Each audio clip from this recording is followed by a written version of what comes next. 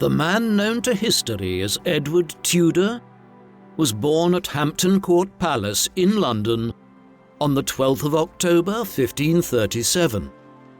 He was baptized by Archbishop Thomas Cranmer in the chapel of the palace on the 15th of October and was proclaimed Duke of Cornwall.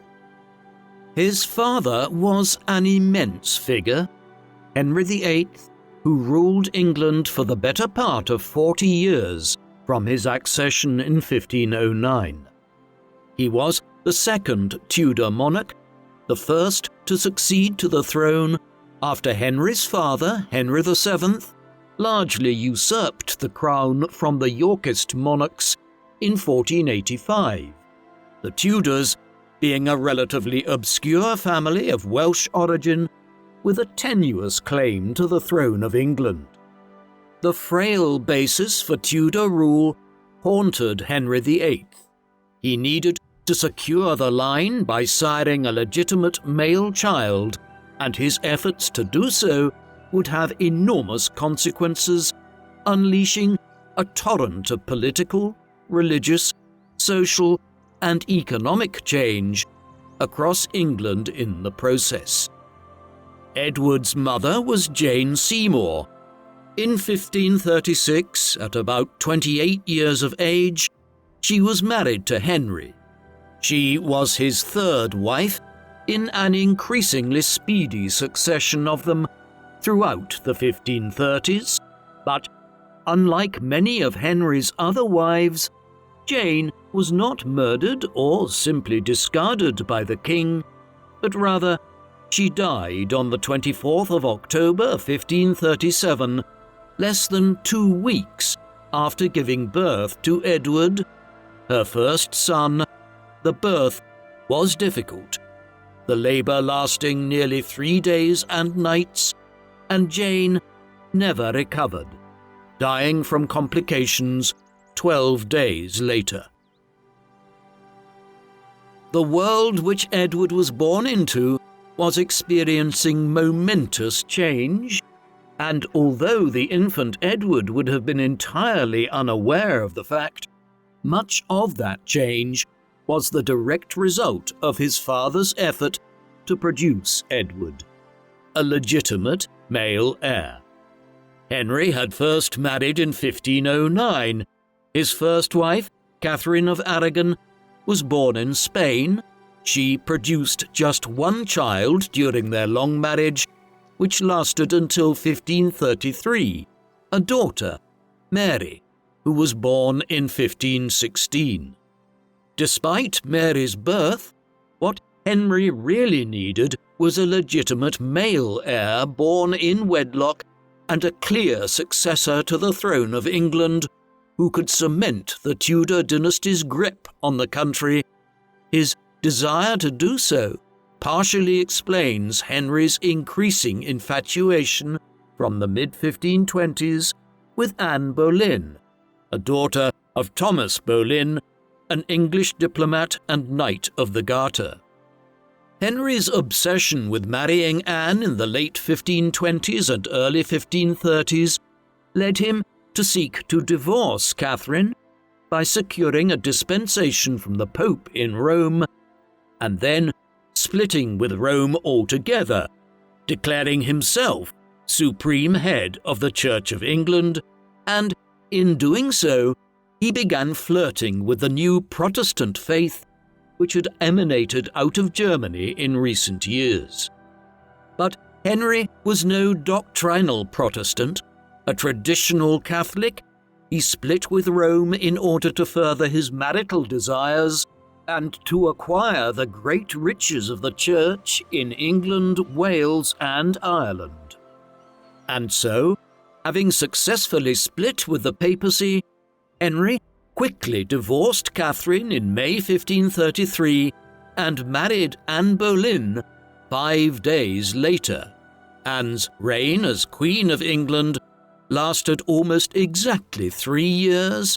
Her crime in the end was similar to Catherine's. A male heir did not result from the marriage.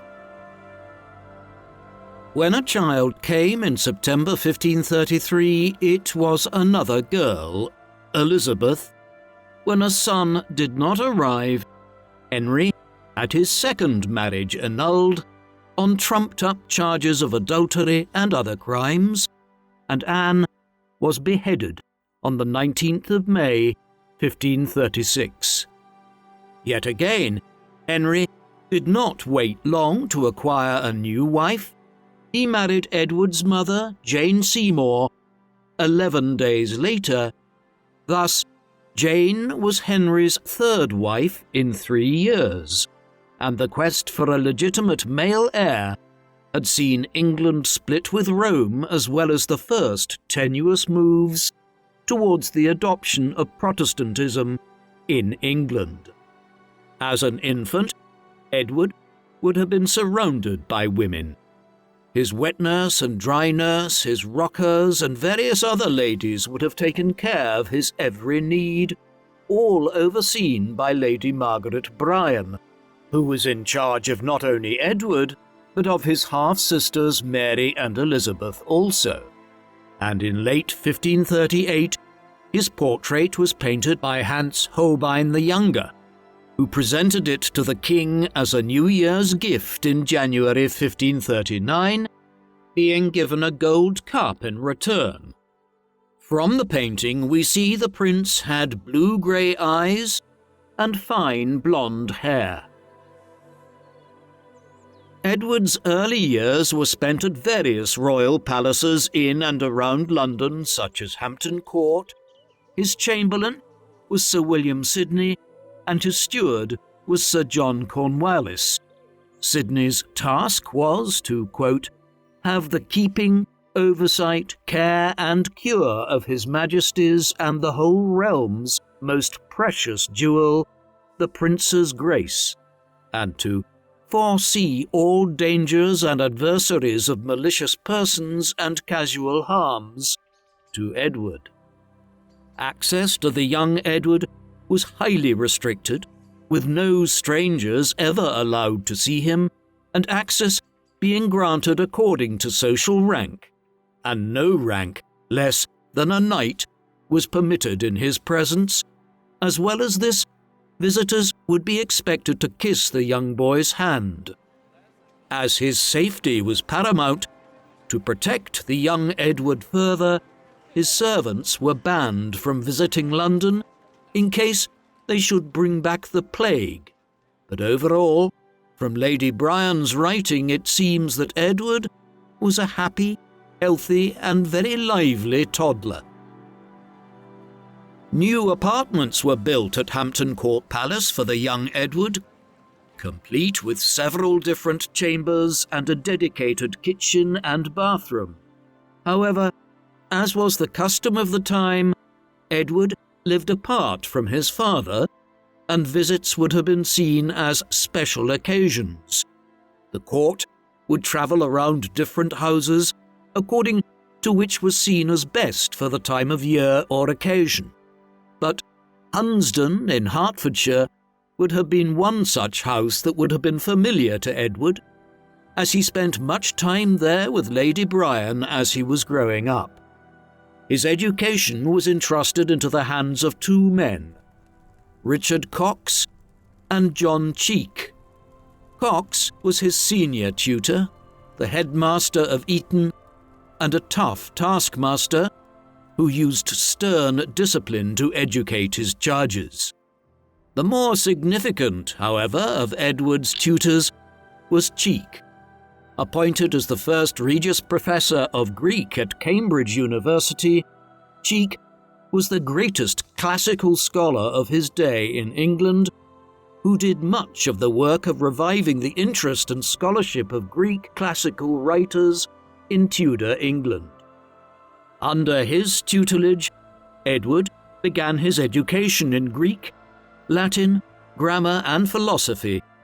This was the standard curriculum of the new Renaissance humanist education, which had been developed in Italy in the 14th and 15th centuries, and which had spread to northern Europe in the early 16th century.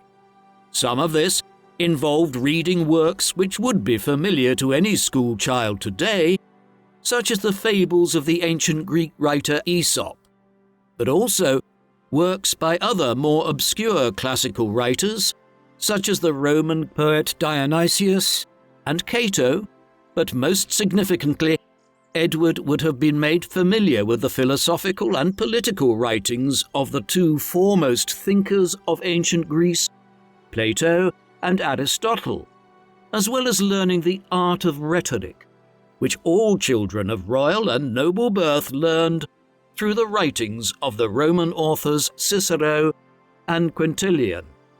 This was an education for a royal prince, given to prepare him to rule England for many years.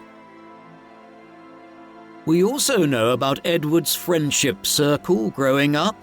His closest friends were Henry and Charles Brandon, the sons of the first Duke of Suffolk. Charles Brandon was Henry VIII's closest friend throughout his lifetime. Two further childhood companions of Edward curiously hailed from Ireland.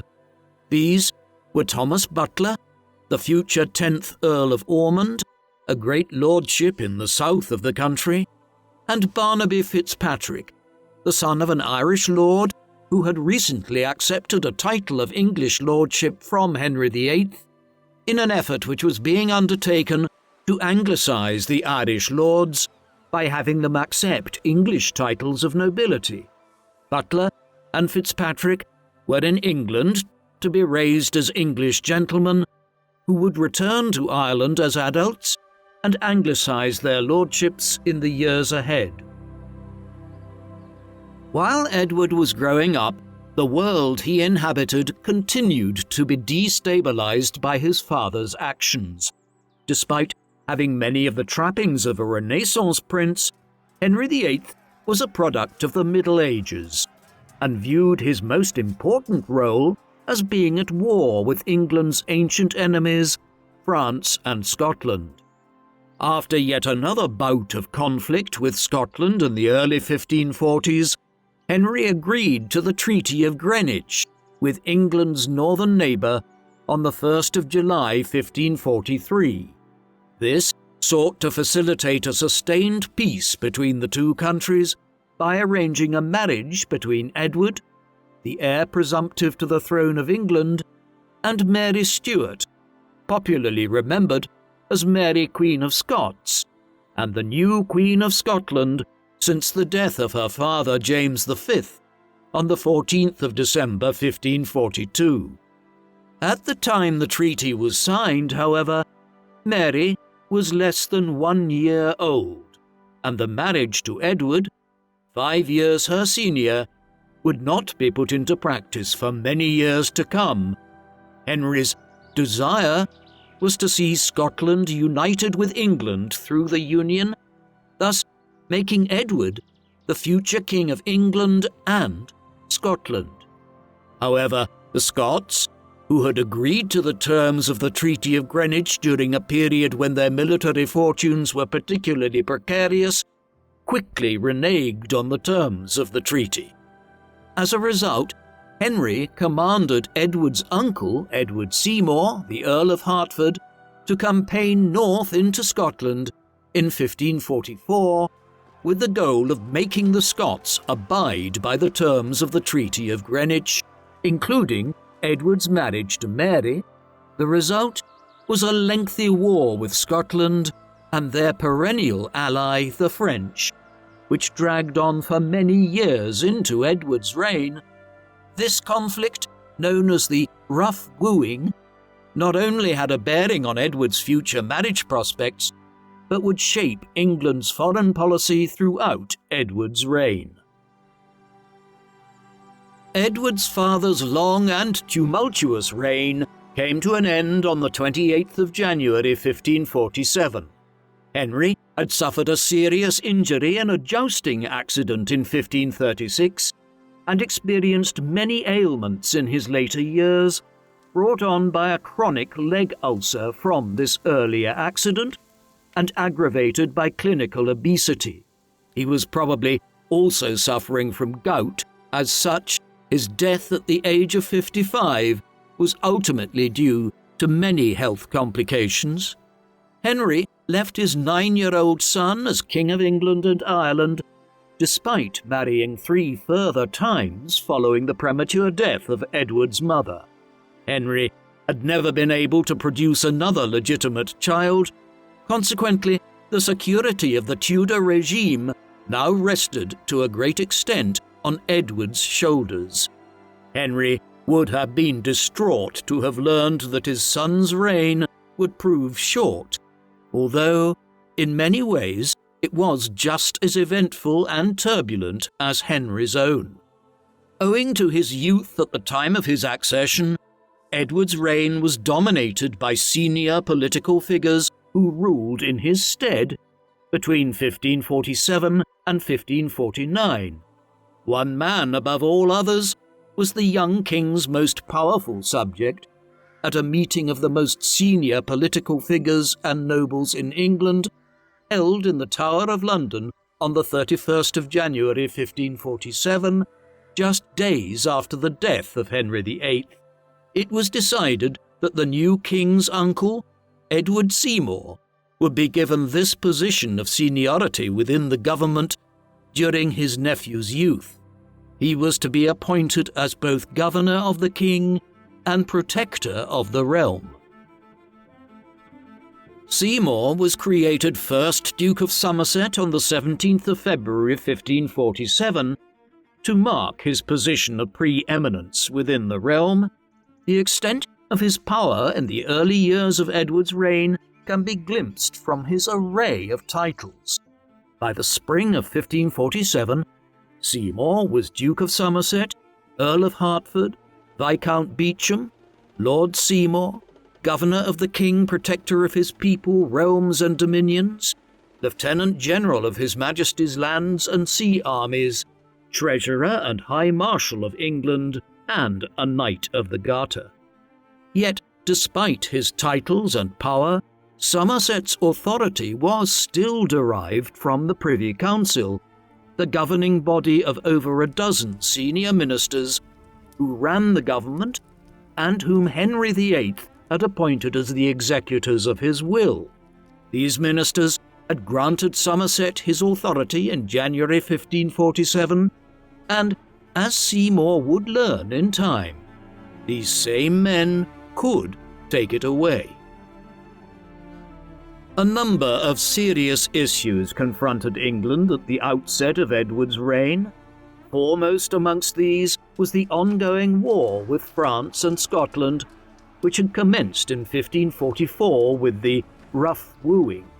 Somerset had led the invasion of southern Scotland early in the conflict, and in the summer of 1544 had attacked and burned much of Edinburgh. However, thereafter, the conflict had stagnated into an occupation of parts of the border regions of Scotland. In France, the English had, in 1544, taken control of the coastal city of Boulogne to add to the English possession of Calais. However, these English outposts in northern France had been under nearly continuous siege from the French in the years that followed. A period of renewed military activity commenced in the summer of 1547, shortly after Edward's accession, again overseen by Somerset, who led an army of nearly 20,000 men north. A significant victory was won over the Scots at the Battle of Pinkie, 9 kilometres east of Edinburgh itself, on the 10th of September 1547, with thousands of Scots killed or captured, in contrast to just a few hundred of Somerset's men. However, the effect of the Battle of Pinkie was to encourage the French to commit to significant military aid to be given directly to Scotland, resulting in further stalemate in the years ahead.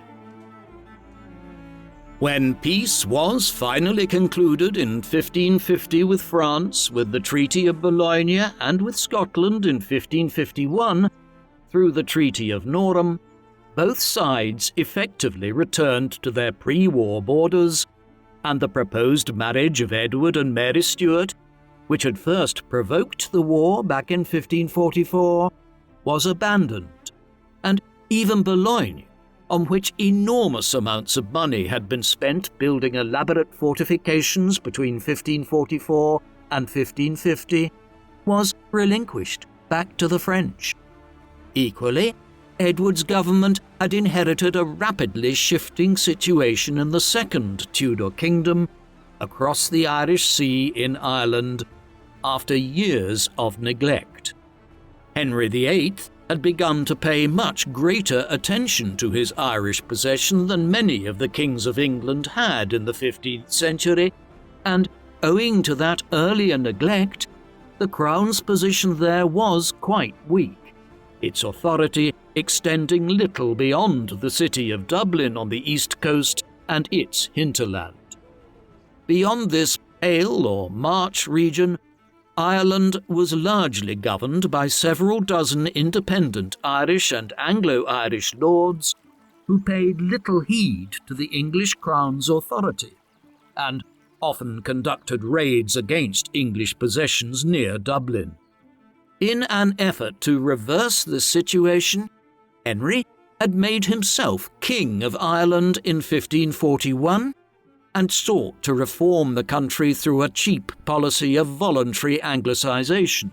But this proved ineffective, and by 1546 the administration in Dublin was embarking on a costly policy of regional military conquest in the Irish Midlands, where England was soon establishing its first major colonies of the early modern period.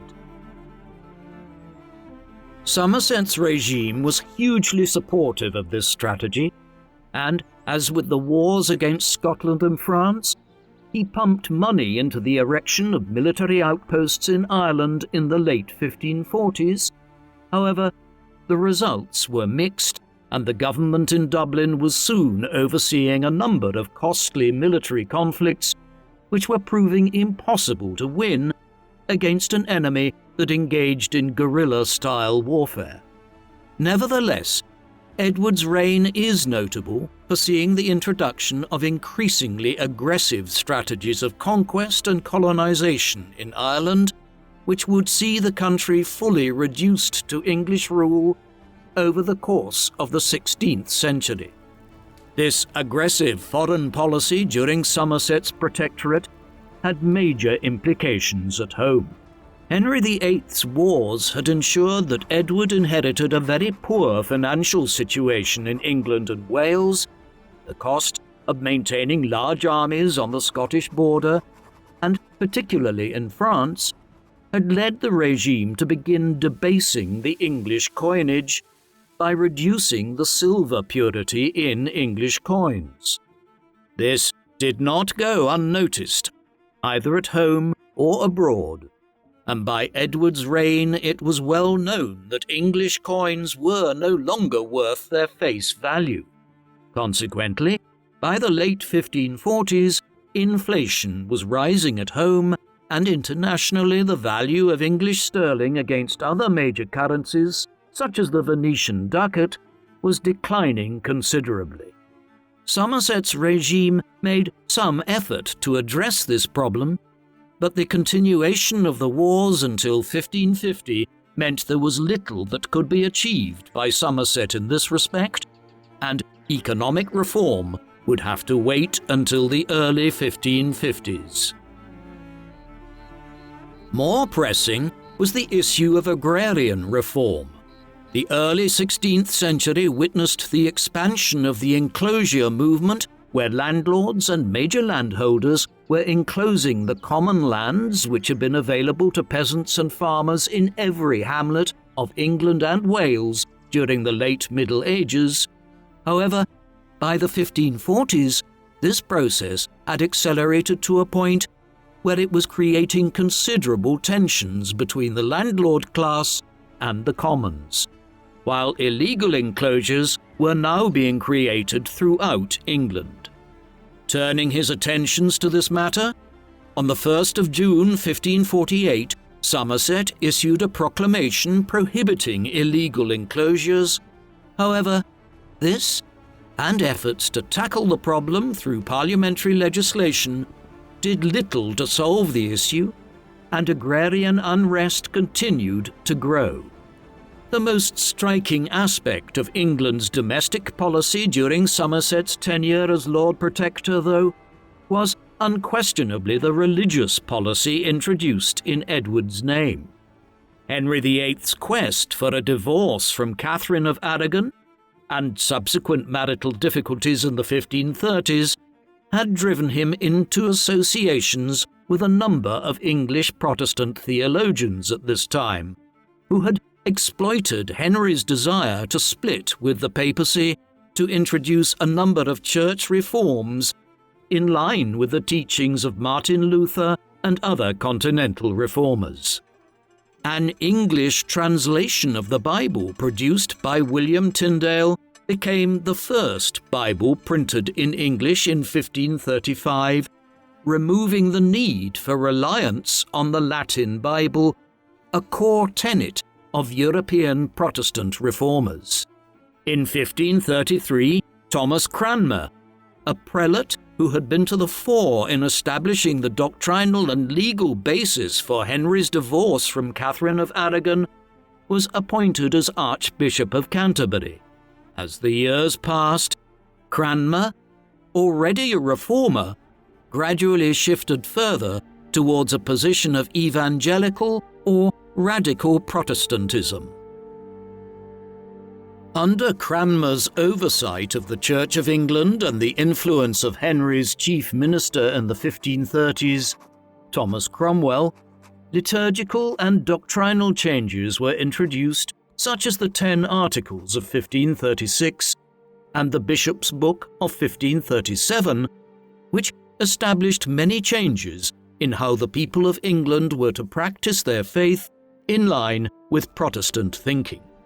For instance, the 10 Articles established that images and iconography could continue to be used in English churches, but worship of images was now forbidden, while it was decreed that the concept of purgatory was biblically uncertain, and the notion of papal indulgences being able to rescue individuals from purgatory was dismissed as doctrinally unsound.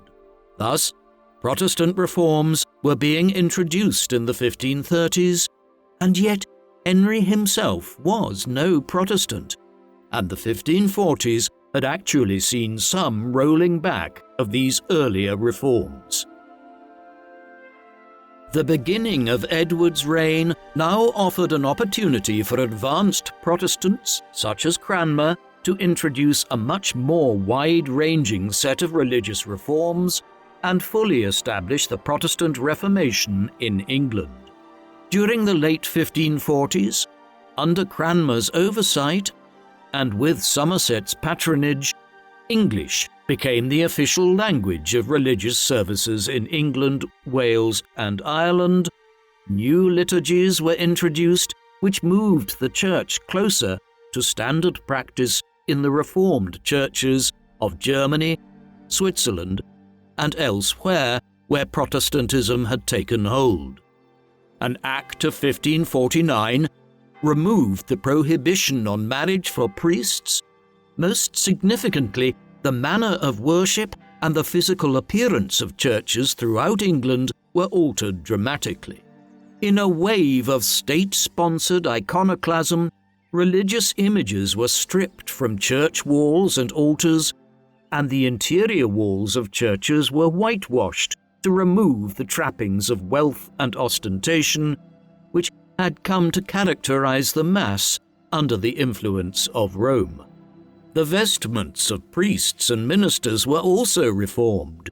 Plain clothing, rather than the ornate robes of the priests of the Catholic Church, was now to be worn by the Anglican clergy. Finally, and most significantly, early in 1549, Cranmer oversaw the introduction of the Book of Common Prayer, a collection of prayer books for use in the new Anglican Church. This contained clear instructions for how the Mass was to be performed and how prayers should be offered throughout Edward's dominions, further orders were given within it for the enactment of baptisms, confirmation, and marriage. All of the rites and orders outlined leaned heavily towards evangelical or radical Protestantism as it was being practiced amongst the second generation of Protestant reformers in Germany, Switzerland, and the Low Countries by the 1540s. Taken together, all of these measures amounted to a complete introduction of the Protestant Reformation throughout Edward's kingdoms between 1547 and 1549. This was unquestionably the most noteworthy development of Edward's entire reign. Cranmer had hailed Edward as a second Josias, and had hoped that the new king would see idolatry destroyed and images removed upon his accession in 1547. Such assertions do raise the question of where Edward's own religious inclinations lay. Was the Protestant Reformation, which occurred in England in the late 1540s and continued into the 1550s, driven entirely by figures like Cranmer and Somerset, or was Edward a factor? Surprisingly, there is evidence that by the age of 11, Edward was showing clear signs of an adherence to radical evangelical Protestantism. His writings from late 1548 exhibit personal denunciations of the Pope in Rome and belief in tenets such as justification through faith, the Protestant maxim which held that individuals would attain salvation through God's grace alone, and that no measures, such as prayer or purchasing of indulgences, could be used to attain salvation. In the years ahead, Edward's household also became a regular resort for advanced evangelical Protestant ministers who preached before the young king. Had he lived into adulthood, Edward would unquestionably have been an advanced Protestant monarch. Viewed from the vantage point of the evangelicals within Edward's government and the growing number of Protestants in and around the court, the religious reforms which had been undertaken during the first 2 years of Edward's reign were a resounding act of progress, but the wider country was not so happy.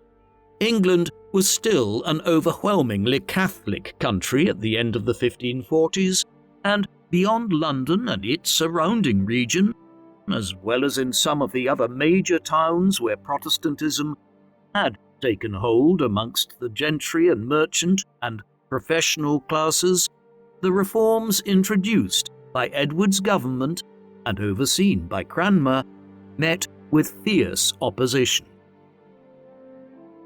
In the summer of 1549, this discontent found tangible expression as rebellions shook England. Around the time of his accession, Edward had begun keeping a chronicle of his life, effectively a diary, though a highly enlightening one, concerning how this child perceived events around him in a kingdom of which he was king, but over which he did not yet exercise his own control. This chronicle covers the years from 1547 to 1552 and provides a striking entry relating to the unrest which erupted throughout England in the summer of 1549. The people began to rise in Wiltshire, then they rose in Sussex, Hampshire, Kent, Gloucestershire, Suffolk, Warwickshire, Essex, Hertfordshire, a piece of Leicestershire, Worcestershire, and Rutlandshire. After that, they rose in Oxfordshire, Devonshire, Norfolk, and Yorkshire. This was how the insurrections registered in the imagination of a child king, and it gives a succinct view of how extensive the unrest was. On the ground, it was even more tumultuous. The two most prominent regional revolts were in Norfolk and the English West Country. But there had been some unrest in Cornwall as early as the spring of 1548 in opposition to the enclosures movement and the stripping of religious images from parish churches. This expanded the following summer into a general rebellion throughout Devon and Cornwall in response to the publication of the Book of Common Prayer and the liturgical and doctrinal changes it involved, combined with discontent about the declining economic situation throughout Edward's kingdoms, as inflation skyrocketed and the purchasing power of English coins declined dramatically. Eventually, after the rebels seized the town of Exeter, the Prayer Book Rebellion, as the revolt in the West Country has become known, was suppressed when Somerset sent a large military force into the southwest in July 1549. By the time it was fully suppressed in August, over 5,000 rebels had lost their lives. The revolt in the West Country mirrored others elsewhere in England in the summer of 1549 in being a popular revolt fueled by economic considerations and sparked by the new measures to introduce Protestantism across the country. However, the rebellion was exceeded for significance by a revolt in East Anglia near London in July 1549. Rebels formed camps in Norfolk in opposition to landlords who had defied Somerset's efforts to limit the spread of enclosures. The insurrection was led by Robert Kett, a tanner from Wymondham, and has consequently become known as Kett's Rebellion. It happened on the 22nd of July, when Kett and his followers occupied Norwich, at the time the second largest city in England. At first, Somerset attempted to placate the rebels. However, when his approach to the problem engendered severe opposition within the Privy Council, the Lord Protector sent the Earl of Warwick, John Dudley, north from London with an army of 14,000 men, including regiments of experienced German mercenaries, to suppress the revolt. The rebellion was finally crushed on the 27th of August at the Battle of Dussindale near Norwich, with the loss of the lives of about 3,000 rebels. Thus, the local revolts of the summer of 1549 had been suppressed by the early autumn, but the unrest was the most severe bout of civil disobedience England experienced during the 16th century, and the insurrections had seriously undermined Somerset's authority as head of Edward's government. The revolts added to a growing list of problems confronting the Lord Protector. Another complication facing Somerset had been created by a close family member. The Protector's younger brother, Thomas Seymour, had been seeking a greater role in the running of the kingdom from early in his nephew's reign. Somerset had tried to placate his ambitions with officers and appointment to the Privy Council, but Thomas aimed higher. Incredibly, his methods included bribing the impressionable young king to gain his adherence to Thomas's demands. In the spring of 1547, Seymour then married Henry VIII's widow and Edward's stepmother, Catherine Parr. This alone would have been enough of a controversy, but the situation escalated further still in the summer of 1548, when Catherine, who had fallen pregnant by that time, discovered Seymour embracing the Princess Elizabeth, Edward's half-sister and the daughter of Anne Boleyn. The princess was only 14 at the time. Subsequently, when Catherine died in September 1548, after complications from childbirth, Seymour seems to have developed intentions to then marry the king's half-sister, thus potentially placing him in line to become consort to a possible future queen. However, before his plan could fully materialize, Seymour's activities became public knowledge. Outraged, the Privy Council had Thomas arrested in January 1549. He was tried on various charges of misconduct, including manipulation of the king, and was eventually sentenced to death and beheaded on the 20th of March 1549. Although Somerset had not been involved in his brother's machinations and had tried to prevent his worst conduct, the whole affair had further damaged Somerset's authority as head of the minority government. The combination of all these scandals and unrest was ebbing support for Somerset, compounded by reversals in fortunes in the wars with France and Scotland, as the French commenced a further attack on England's outposts in France at Calais and Boulogne in 1549. Moreover, the near-continuous wars in the north, on the continent and in Ireland, had stretched the finances of Edward's government to breaking point. Consequently, in the course of 1549, support for Somerset's leadership simply began to melt away, as the country lurched from one crisis to another. This culminated in early October 1549 as the Privy Councillors, many of whom were the executors of Henry VIII's will and the guardians of the kingdom during Edward's minority, made it clear that Seymour no longer had their support. In response, Somerset absconded with the king to Windsor Castle on the 6th of October, trusting in the belief that if he had custody of Edward, he might retain his position of preeminence within the government. Edward himself recounted the events in his Chronicle.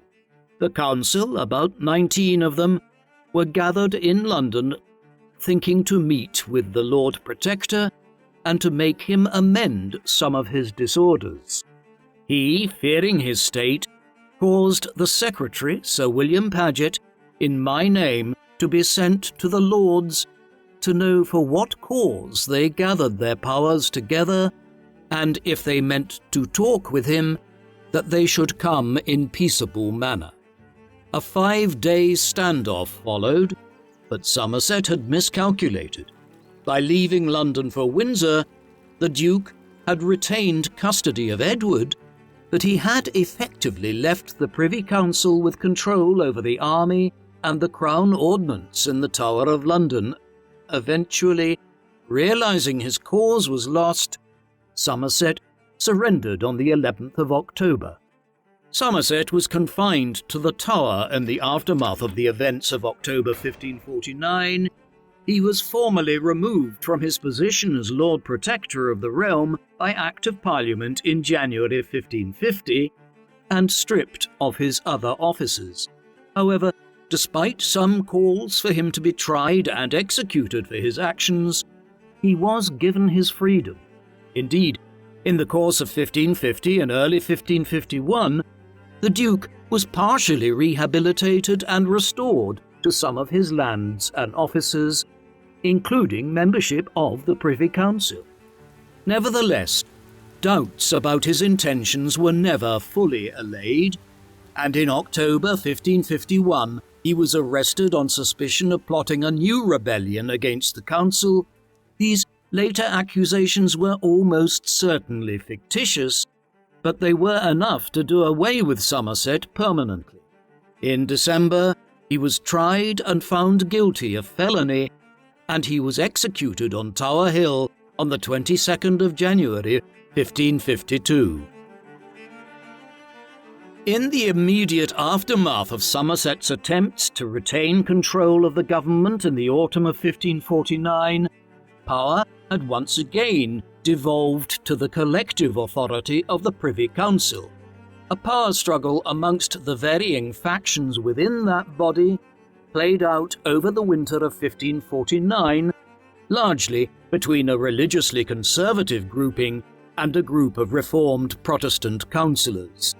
The latter would eventually win out, and in the process one of their members emerged as the new head of the government during Edward's minority. This was the Earl of Warwick, John Dudley, a Privy Councillor and the Lord Great Chamberlain of England, who had risen to become one of the foremost political figures in England on the back of his military service as Governor of Boulogne in France in the mid-1540s. In February 1550, Dudley's role as successor to Somerset as head of the government was affirmed, when he was granted the title of President of the Privy Council. His preeminent status amongst the English nobility was subsequently affirmed on the 11th of October 1551, when he was created first Duke of Northumberland.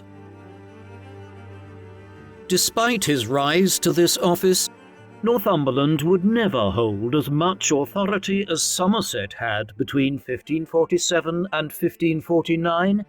This was partly the result of the council being unwilling to place as much trust in one individual as Somerset had been granted in 1547, but also a change in the king himself.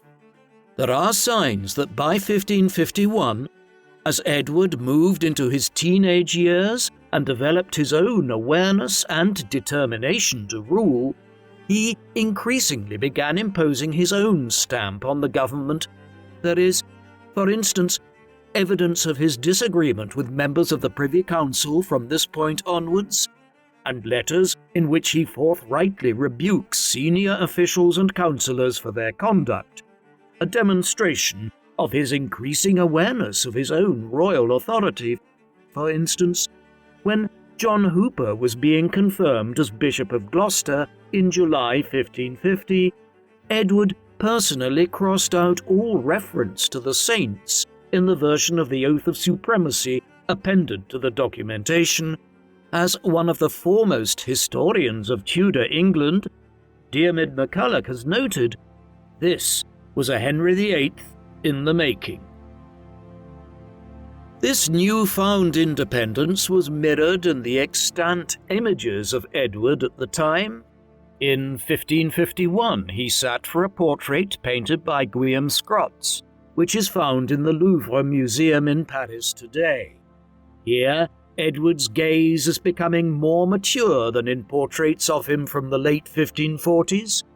He stands confidently, his hand resting on the pommel of his rapier, his confidence in his monarchical authority beginning to show.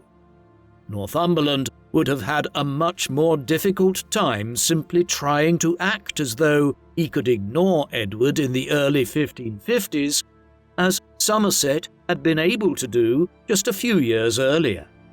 This increasingly personal rule was not as eventful as had been the years of Somerset's protectorate.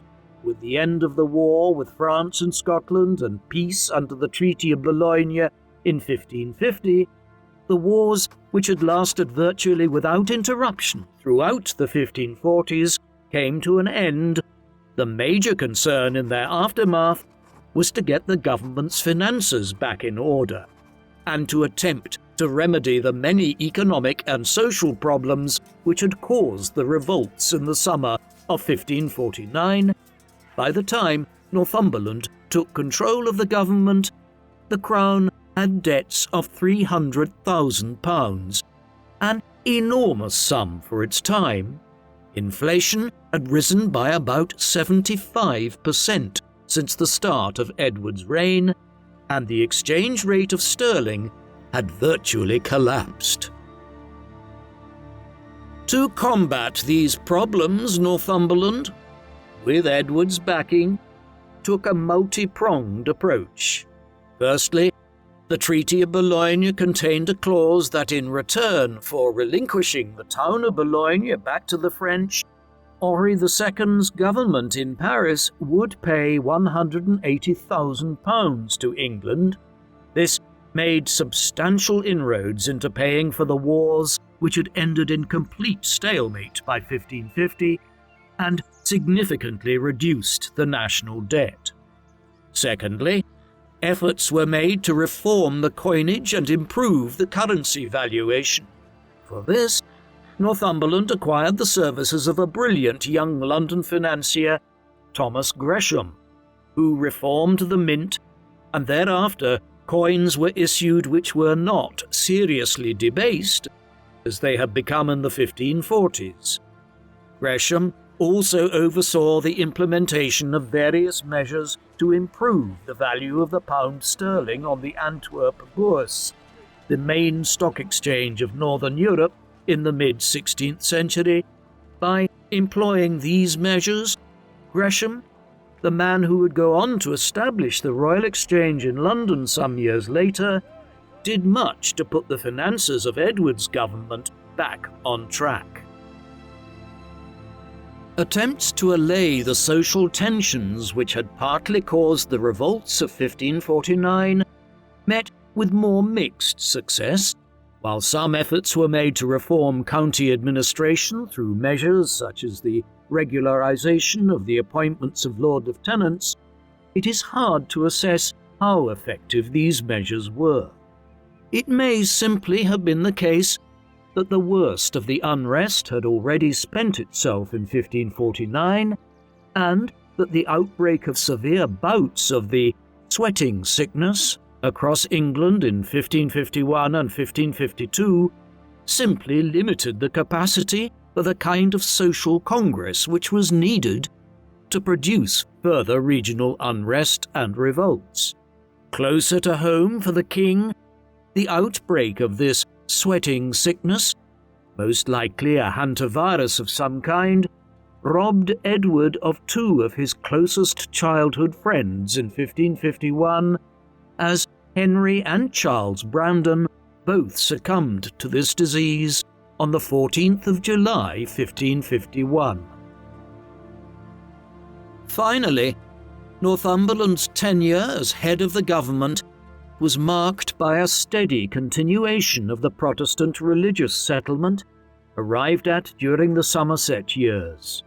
As Edward matured into adolescence, it was increasingly clear that the radical Protestantism which had characterized the early part of his reign was not something which had been foisted on an impressionable king by his elder advisers. By the early 1550s, it was evident that the young king was a committed Protestant with perhaps Puritan leanings, and that England under his rule would follow on the course Cranmer and his associates had set it on in the late 1540s. Northumberland was no radical evangelical Protestant, but he was acutely aware that Edward would attain his majority in October 1555 when he turned 18. If Dudley wished to occupy a major place in the adult king's government, he would need to further Edward's aims of radical church reform. Accordingly, in an effort to appeal to Edward's religious sensibilities, Northumberland became a backer of evangelical Protestants. Dudley promoted religious radicals such as John Hooper and John Ponnet to the bishoprics of Gloucester and Rochester. In 1552, a new version of the Book of Common Prayer was issued, this one rejecting the doctrine of transubstantiation in line with the most current continental Protestant beliefs. Fresh doctrinal articles were issued in 1553, which denied the existence of purgatory in line with the thinking of Jean Calvin in his Institutes of the Christian Religion and the writings of other reformers. Perhaps most eye-catchingly, in the summer of 1553, an offer had been extended to appoint Philip Melanchthon as Regius Professor of Divinity at Cambridge University. Melanchthon was one of the foremost Protestant Reformation leaders of his day, and was second only to Martin Luther in the hierarchy of early German reformers. In the end, he never took up the post at Cambridge, but the fact that his appointment was nearly made is a striking statement concerning the drift of religious policy in England towards advanced evangelical Protestantism during the years of Northumberland's primacy within the government. Edward's court was also becoming a hub for Renaissance learning during the years of Northumberland's ascendancy. Continuing the tradition established by Edward's father, this would also flourish during the long reign of his sister Elizabeth, and one individual who was prominent in this regard was William Thomas, a Welshman who had spent several years in Italy, had returned to England to take up a position of clerk to the Privy Council, and during Edward's reign he introduced second-hand the writings of the Florentine political writer Niccolo Machiavelli into England, including his infamous work, The Prince. William Scrotts was the established court painter under Edward, and his portraits of the king and other senior nobles there exemplify the latest Mannerist style of European painters. Perhaps most striking was the patronage afforded to Robert Record, a Welsh mathematician and proto-scientist who would some years later invent the equals sign, while his invention of mathematical and navigational devices made significant contributions to early English colonial activity in allowing for more sophisticated maritime navigation and map-making. Such innovations in instrumentation, map-making, and scientific inquiry were particularly timely. The final years of Edward's reign saw some of the first drives to expand England's overseas activity, as the first colonies established by the Tudors in Ireland were established under Somerset's regime, but more elaborate initiatives were beginning to be conceived and executed. In 1551, 1552, and 1553, with the encouragement of Edward's government, Thomas Wyndham made 3 voyages to Africa, twice to Morocco, and finally to the Gold Coast of Africa, in what might well have been the first English voyage ever to the Gulf of Guinea. In 1553, Stephen Burr also became the first English navigator to reach the White Sea north of Russia. Burr was backed by a group of London merchants whose goal was to find a northeast passage to China through the Arctic. They would fail in this endeavour, but they did establish trade and political ties with the nascent Russian state and set up the Muscovy Company, which would operate until 1917, a major legacy of the overseas exploration and trade initiatives which Edward's government was sponsoring in the early 1550s. Back at home, though, Edward was coming ever closer to attaining his majority. In advance of this, one of the singularly most important decisions for the king had been reached in 1551, following the establishment of peace with France in 1550. Negotiations opened to establish a marriage alliance between the newly at peace nations, specifically for Edward to marry Elizabeth, the 6-year-old daughter of King Henri II of France. In the early summer of 1551, the Bishop of Ely and the Marquis of Northampton had been dispatched to France to begin negotiations. The French king was presented with the Order of the Garter, the highest chivalric order awarded in England, and the terms of a marriage agreement were worked out. Then, a month later, Jacques d'Albon, Marquis de Fronsac, arrived in England, where Edward was made a member of the French Order of Saint-Michel, and the terms of the marriage were finalized. Elizabeth would bring with her a dowry of 200,000 crowns, a significant sum, and the marriage agreement would only be finalized when Elizabeth turned 12 years of age. Thus, Edward would not marry until 1557 at the earliest, but in the summer of 1551 it had been agreed it would be to the daughter of the French king, perhaps allaying somewhat the chance of further conflict between England and France. But Edward was not to marry the French king's daughter, nor anyone for that matter.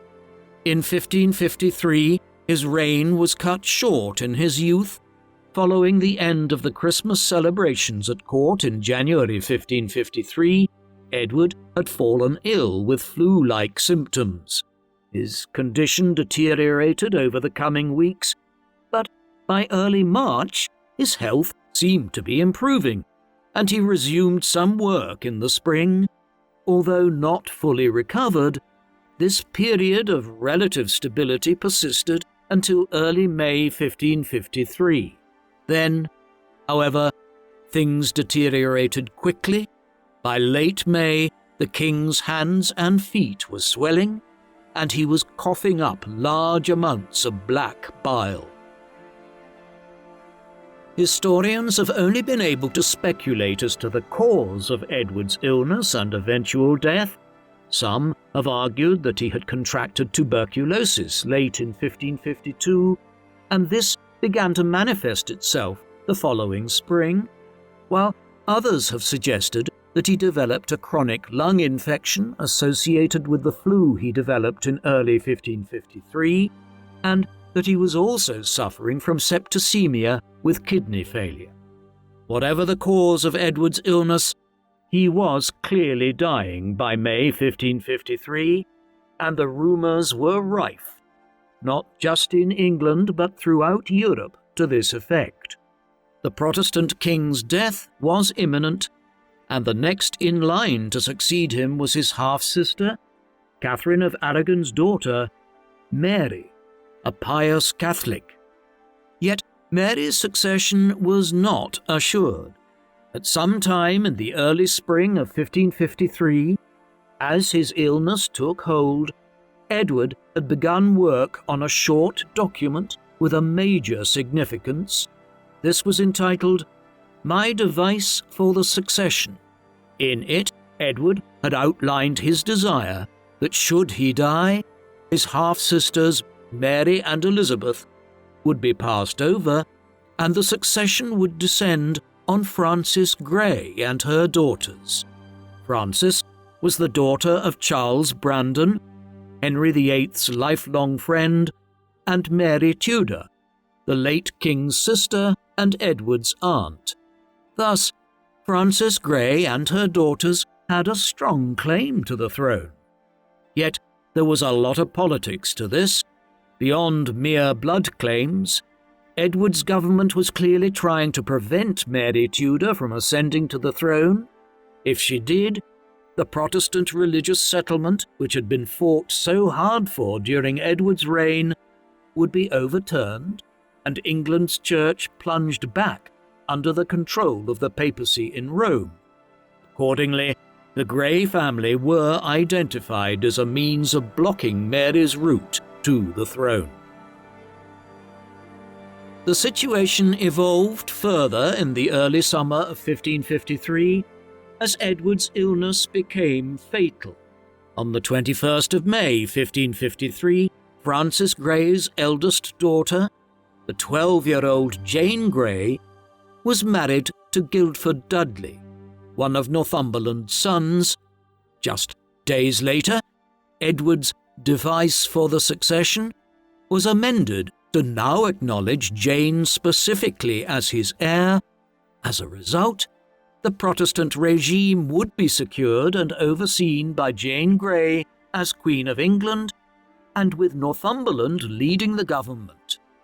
Despite Northumberland's shadow hanging heavily over these developments, Edward's role in devising this succession arrangement cannot be overlooked.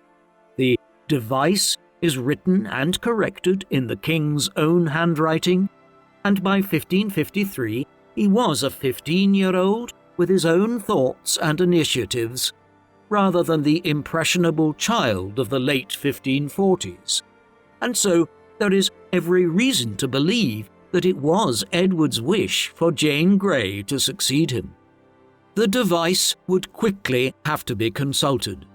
In June 1553, the king's health deteriorated rapidly. On the 10th of June 1553, his doctors gave him 3 days to live. He survived for 4 more weeks, enduring a horrific final illness, during the last 2 weeks of which his hair and nails were falling out, and he had difficulty breathing. When he finally died on the 6th of July 1553, it must have been a relief to the king himself and those who had watched him for weeks on his deathbed at Greenwich Palace. In the aftermath of his death, England was plunged into a succession crisis. Northumberland and his supporters now moved to install Jane Grey as Queen. On the 9th of July, she was proclaimed as Edward's successor, but Dudley and his confederates had badly misjudged Mary Tudor's determination to claim the throne. Marching south from Hertfordshire towards London, Mary gathered supporters for her proclaimed Catholic cause. It was successful. On the 19th of July, a faction within the Privy Council in London, led by Henry Fitzalan, 19th Earl of Arundel, switched their support from Jane to Mary on the basis that Edward's Devise had not been fully established in law. Jane was imprisoned and Northumberland was executed for treason in August. Jane suffered a similar fate the following year, just as Catholicism was being restored across England under Mary's rule. Consequently, the succession of Mary, which Edward had strived to prevent, ultimately resulted from Edward's death in 1553. Edward VI lived a short and somewhat tragic life. He was the legitimate male heir which his father, Henry VIII, had torn England apart trying to produce. He never knew his mother, who died owing to complications associated with his birth. Consequently, when his father also died in early 1547, Edward became King of England and Ireland at just 9 years of age. His youth ensured that his short reign was dominated by caretaker governments, led first by his uncle, the Duke of Somerset, until late 1549, and then the Duke of Northumberland from early 1550 until Edward's premature and ghastly death in the summer of 1553. While his short reign did not allow for Edward to rule the Tudor dominions in his own right, it was nevertheless a highly significant kingship. During Edward's tenure, England moved fully from a country which had flirted with Protestantism under Henry VIII to a country which adopted radical evangelical Protestantism fully. The altars of churches throughout England and Wales were stripped, the walls were reduced to bare limestone, and the Mass was practiced in English, according to doctrinal and liturgical practices advocated for by Luther, Calvin, Melanchthon, and other continental reformers. Peace was also brought about with the French in 1550, and a marriage alliance between England and France had been negotiated. Finally, in Ireland, a program of conquest and colonization had been initiated in the late 1540s, which would eventually see that country conquered and fully incorporated into the English state by the early 17th century, while a number of overseas exploration initiatives to Russia and Africa in the early 1550s show that the state was taking a much greater interest in overseas exploration during the last years of Edward's brief rule. The boy king's reign was full of significance. And yet, ultimately, Edward VI's years as King of England and Ireland leaves more questions than answers. What kind of ruler would Edward have become had he lived to become an adult? Would he have lived up to the many expectations people had of him, and governed England as it began its long journey towards empire? Or would he have become a despotic tyrant like his father turned into later in life? These are questions which no assessment of Edward's actual reign can answer. What do you think of Edward VI? Was he merely a pawn of figures like Somerset and Northumberland who ruled England in his place? Or was he a strong figure who shaped the enormous changes which occurred across the Tudor realms during his short reign? Please let us know in the comment section. And in the meantime, thank you very much for watching.